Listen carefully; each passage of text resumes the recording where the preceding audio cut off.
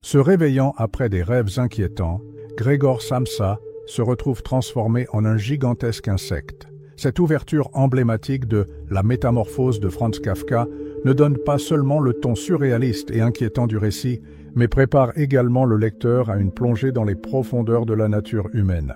Le livre ne traite pas seulement de la transformation de Grégor en insecte, c'est une analyse philosophique et psychologique de la façon dont la peur, l'aliénation et la cruauté émergent face à l'inconnu.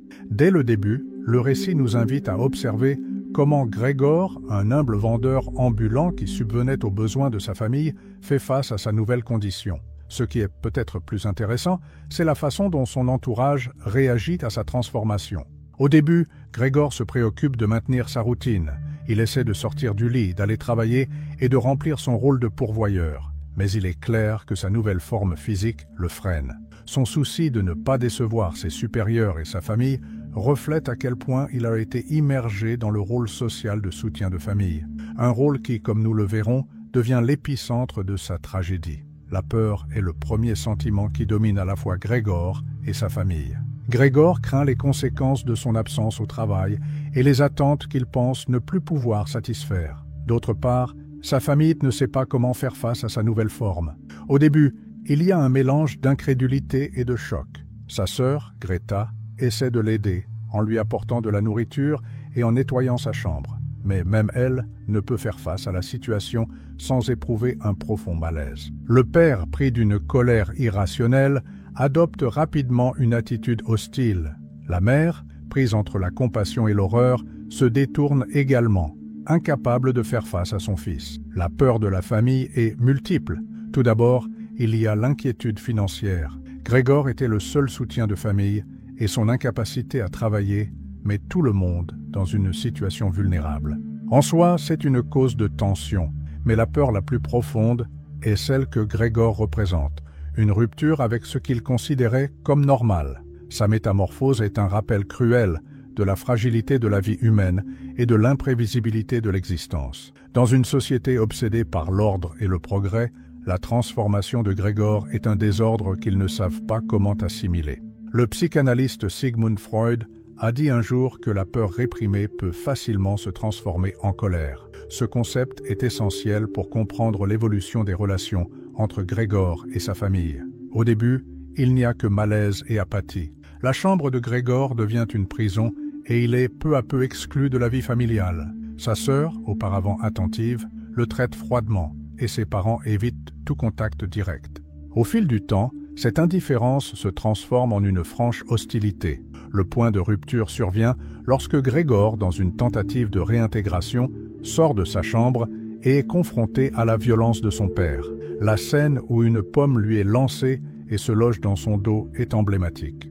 La pomme, qui symbolise traditionnellement la connaissance ou le péché, devient ici l'instrument de la douleur et de l'exclusion définitive. La blessure n'est pas seulement physique, elle est aussi la marque du rejet affectif et social de sa famille. Mais Kafka ne se contente pas de décrire les événements de manière littérale. Il nous oblige à réfléchir sur la nature de la cruauté humaine. En tant que lecteurs, nous sommes amenés à nous interroger sur nos propres réactions face à la différence, à l'inconnu. Combien de fois la peur nous a-t-elle conduit à exclure, à marginaliser ou à attaquer ce que nous ne comprenons pas? Il est impossible de ne pas établir de parallèle entre l'expérience de Grégor et la dynamique des préjugés et de la discrimination qui imprègne encore notre société. Lorsque Grégor succombe finalement aux conséquences de sa transformation et à la violence qu'il a subie, sa mort est accueillie avec soulagement par sa famille. Au lieu de se lamenter, ils poussent un soupir collectif de soulagement. Ils célèbrent le départ de celui qu'ils considéraient comme un fardeau, une anomalie. La décision de Kafka de terminer l'histoire par le départ de la famille et la reprise de sa vie est à la fois dévastatrice et révélatrice. Elle montre à quel point l'humanité peut être froide et pragmatique, privilégiant l'apparence de normalité à toute compassion.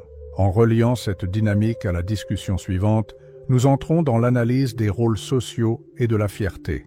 Grégor ne perd pas seulement sa forme humaine, il est dépouillé du rôle qui le définissait. Son identité de pourvoyeur lui est retirée, le laissant dans un vide existentiel. Comment cela affecte-t-il son psychisme? Et qu'est-ce que cela nous apprend sur la façon dont nous construisons nos propres identités autour des rôles que nous jouons dans la société. Ces questions nous conduisent directement à la partie suivante de la discussion, où nous explorerons comment la perte d'une identité sociale peut dévaster l'esprit humain et comment certaines personnes trouvent des moyens de le reconstruire au milieu du chaos. En poursuivant notre réflexion sur la métamorphose de Franz Kafka, nous sommes guidés dans une analyse encore plus approfondie de la manière dont les rôles sociaux et la fierté définissent, et souvent détruisent, les individus. La transformation de Gregor Samsa en un insecte grotesque ne brise pas seulement sa forme physique, mais aussi les fondations sur lesquelles il a construit son identité, son rôle de pourvoyeur de sa famille. Cette perte est essentielle pour comprendre le déroulement du récit et pour explorer des questions universelles sur l'identité, la fierté et la fragilité de l'existence humaine. Gregor a vécu une vie entièrement consacrée au travail, un sacrifice qu'il a fait avec une apparente satisfaction, car il y voyait un moyen d'assurer la stabilité financière de ses parents et de sa sœur. Ce rôle lui donnait un sentiment d'estime de soi et l'illusion de contrôler sa position dans le monde.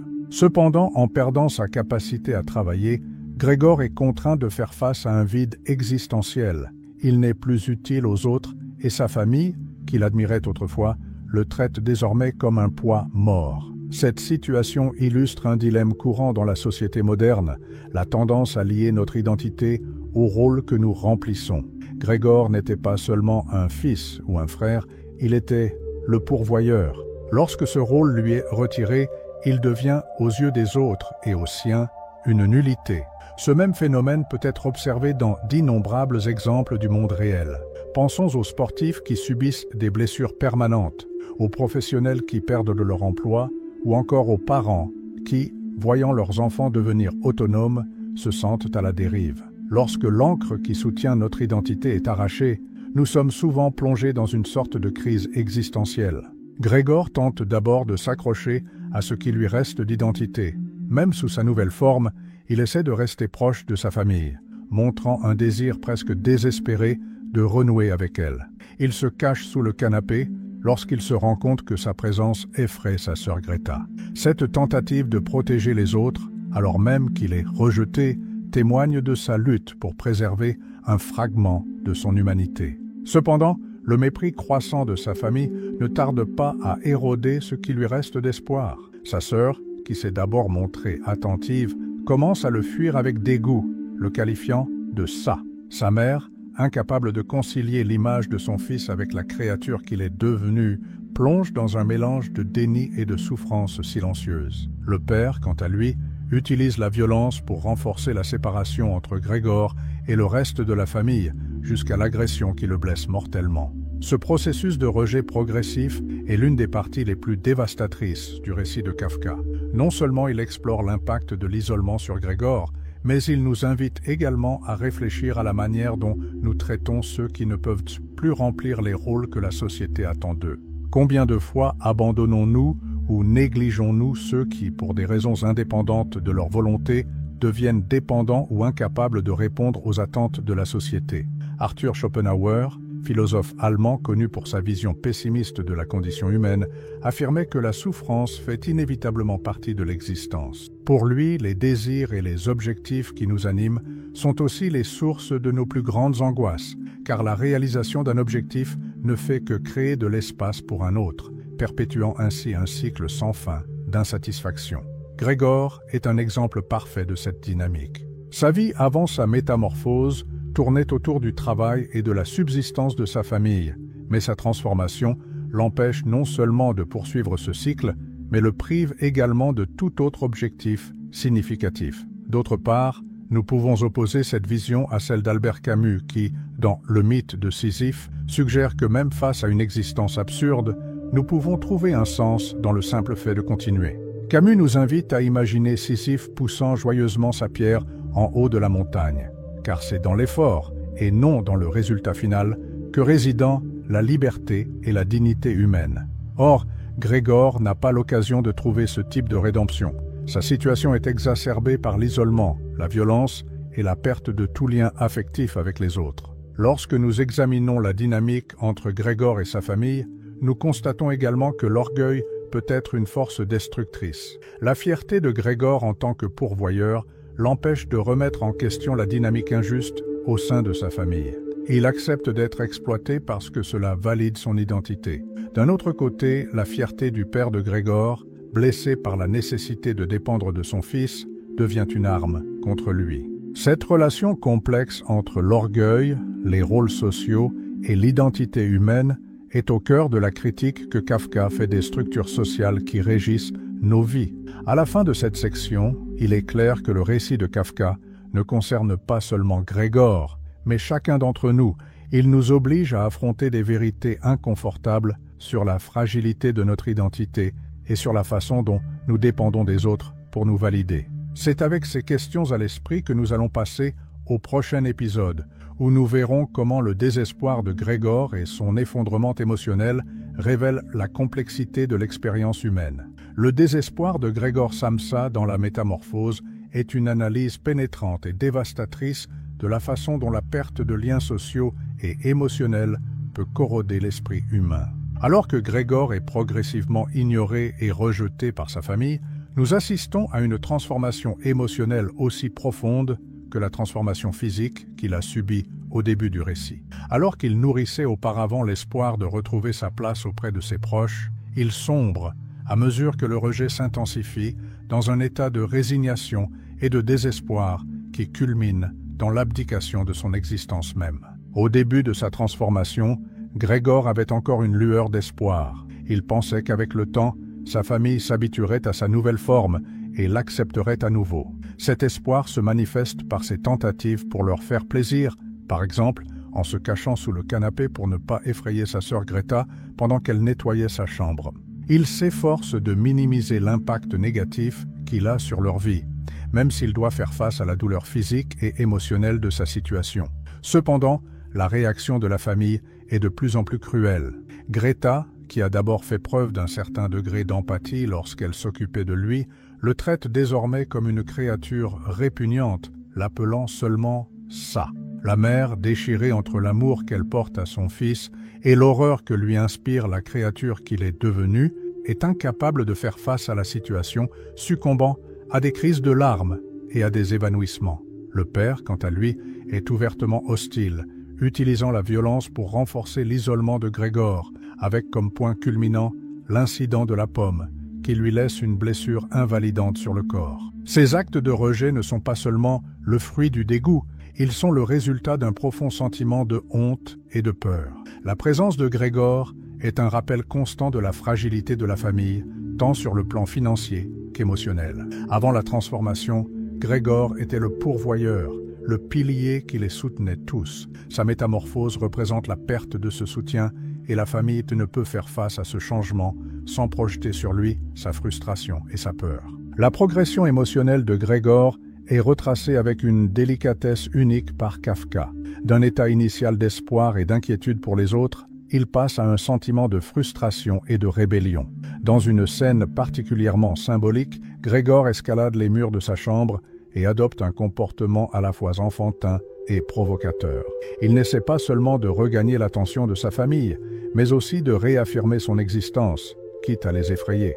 Mais devant l'échec répété de ses tentatives de rapprochement, il se replie de plus en plus sur lui-même. Sa faim diminue, reflet de sa perte de volonté de vivre. Il ne bouge plus, se contente de rester dans son coin, montrant ainsi que son énergie vitale s'épuise. La blessure causée par la pomme infectée symbolise à la fois la douleur physique et les dommages émotionnels irréversibles que sa famille lui a causés. Ce voyage de désespoir n'est pas seulement l'histoire de Grégor, c'est un récit universel sur la façon dont l'isolement et le rejet peuvent détruire une personne. Le philosophe danois Søren Kierkegaard a exploré des thèmes similaires dans son analyse du désespoir. Pour Kierkegaard, le désespoir est un état existentiel qui survient lorsqu'une personne ne peut réconcilier ce qu'elle est avec ce qu'elle voudrait être. Grégor est l'exemple parfait de cette lutte. Il se voit toujours comme le fils et le frère dévoué, mais il est traité comme un intrus ou, pire, comme un parasite. Si vous avez aimé cette critique de la métamorphose, n'hésitez pas à l'aimer. Cela nous aidera à diffuser ce contenu à un plus grand nombre de personnes. Maintenant, dites-moi, comment interprétez-vous la transformation de Grégor? S'agit-il d'une métaphore de quelque chose de plus grand, comme le poids des attentes sociales ou l'aliénation? Laissez votre réponse dans les commentaires, j'aimerais beaucoup l'entendre. Cette situation fait également écho à la théorie de l'absurde d'Albert Camus. Camus affirme que la vie est intrinsèquement dépourvue de sens, mais que les êtres humains sont constamment à la recherche d'un sens. Grégor cherche un sens à son rôle familial, mais il est forcé d'affronter la futilité de cette recherche lorsqu'il est rejeté par ceux qu'il estimait le plus. L'abdication finale de Grégor n'est pas seulement un abandon à la souffrance, c'est la reconnaissance qu'il n'a plus de place dans le monde auquel il appartenait. En assistant à la déchéance de Grégor, nous sommes confrontés à des questions embarrassantes. Combien de fois, en tant que société, contribuons-nous à l'isolement d'individus vulnérables?